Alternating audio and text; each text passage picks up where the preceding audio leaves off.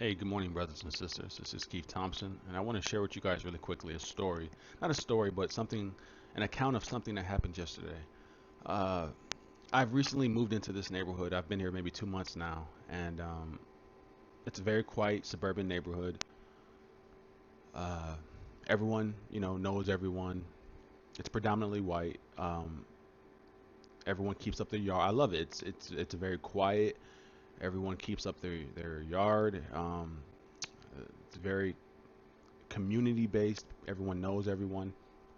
Well, when I first moved here, at the beginning of May, the way things work here in Wauwatosa, in Wisconsin, is it's weird. I've never had it like this. From where I'm from, on the north side, it's not like this. But over here, the trash days are each week each month they change. So each month it'll be a different week, and so it took me a while to get used to that. So um, I put my trash out because I just thought it was the same as where I was from. I thought it was just Wednesday every week. It was Wednesday, so I put my trash out, and the trash I ended up leaving it out for like 3 or 4 days.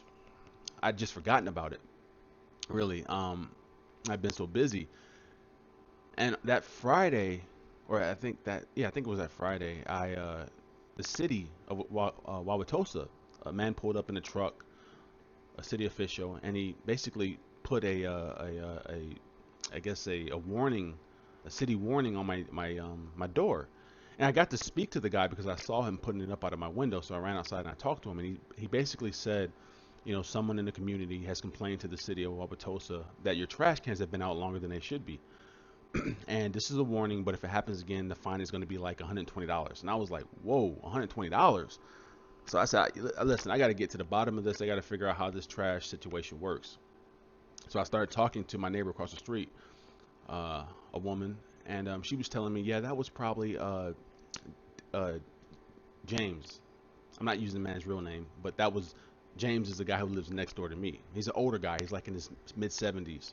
And she's like, yeah, he's really anal about everything, and he's really quick to call the city and complain and this and this. So that was probably him who called on you.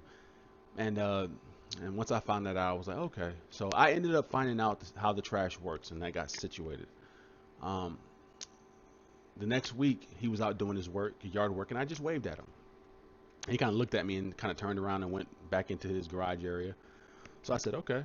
And I didn't have an issue with him. I said, it is what it is. I'm gonna do things the right way, and I did that. Uh, Over time, I think he warmed up to me. I would wave to him, hey, good morning, as he was walking his dog or whatnot. Fast forward to yesterday, it was like 11. No, it was probably about like 1 or 2 in the afternoon, and I just hear these sirens. I mean, loud. It's like 3 fire trucks and an ambulance like pull up in front of his house. So I'm looking out the window, being a little nosy, seeing what's going on, and they're running into his house with these bags. Okay, and so everything's kind of quiet for about 30 minutes, and then next thing I know, they're pulling him out. He's on a stretcher with his shirt off. And as they're wheeling him to the ambulance, they're pumping his chest and they've got the oxygen mask on his face. And I remember when they pulled his stretcher to the back of the ambulance and they went to open the door, I remember just watching him, and he's got a rather large stomach, and his stomach was not moving. So that let me know that this man is either um, dead or he's close to. He was not breathing, and they just kept pumping his chest. And they wheeled him into the ambulance and they took off. From the looks of it, and from what I know about those type of situations and my CPR training, he's probably, it just got me reflecting. I would watch him take care of the yard work. I would watch him go out and pick weeds. I would watch him walk his dog. I would watch him talk to other neighbors about other neighbors. Um, that this was his community, and he took pride in that. But he had no idea.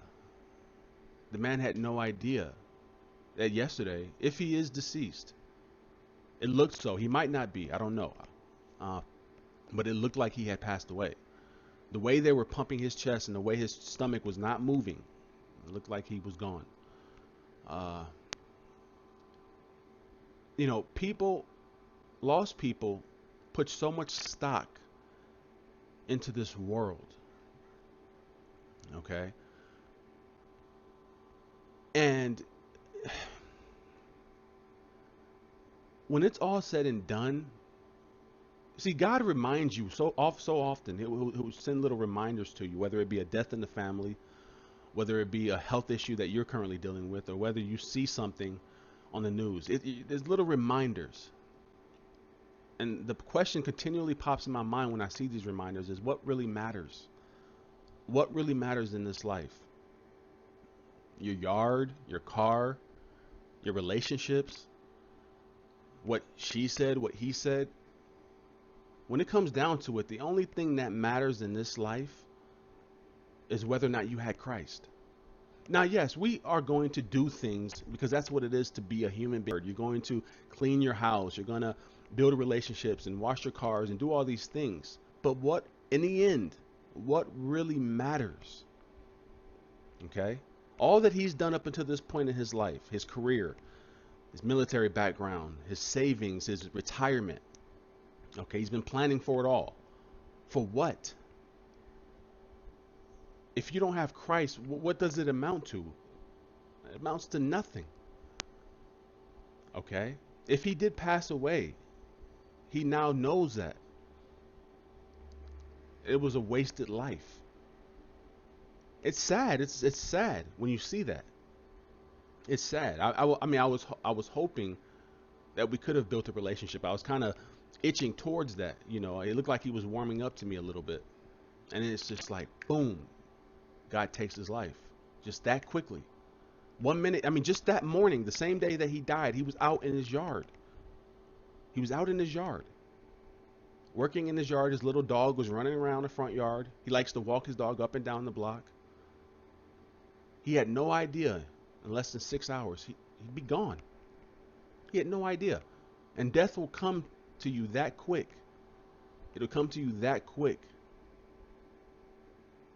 People think they have time. People think they have time. You don't have any time. You don't have time. You don't have time to play around. Before you know it, you're going to be out of here. Okay? What is 70? It's if you make it to 70. But what is 50, 60 years? That's not a long time. Not at all. It's like a drop in a large pool in a comparison to eternity. Okay? Forever doesn't even it's really not even fitting for it. Thinking about eternity, it could make you go crazy how long that is. Okay? It's like that little illustration that Francis Chan had where he had the white rope that was like 20 feet long, and he had the beginning part marked off in red tape, and it was just about an inch or 2 inch, and that was your life. And then the rest was eternity. So yes, just a reminder, a daily reminder to remember that we don't have time to play. Soon it'll be your time to stand before judgment. Okay?